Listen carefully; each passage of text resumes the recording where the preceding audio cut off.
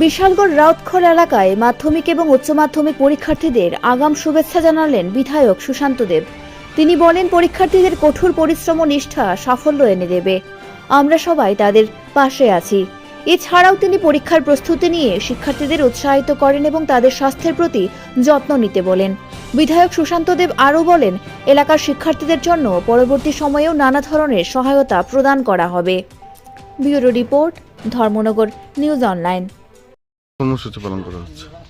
আপনারা সবাই অবগত আছেন, আমরা ভারতীয় জনতা যুব মোর্চা ত্রিপুরা প্রদেশ কমিটির উদ্যোগে গোটা রাজ্যব্যাপী যারা মাধ্যমিক এবং উচ্চ মাধ্যমিক পরীক্ষার্থী আছে প্রত্যেককে আমরা পরীক্ষার আগাম শুভেচ্ছা বার্তা বিনিময় করছি।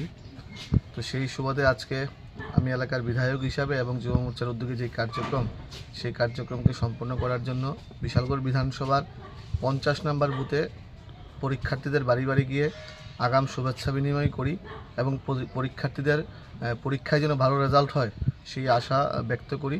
আগামী দিনে আমাদের এরকম ইনোভেটিভ কার্যক্রম জারি রাখবে, কারণ যুব মোর্চা শুধু রাজনীতির জন্য রাজনীতি করে না, আমরা বিভিন্নভাবে সমাজের মানুষের পাশে দাঁড়ানোর জন্য আমরা কাজ জারি রেখেছি, আগামী দিনও থাকবে।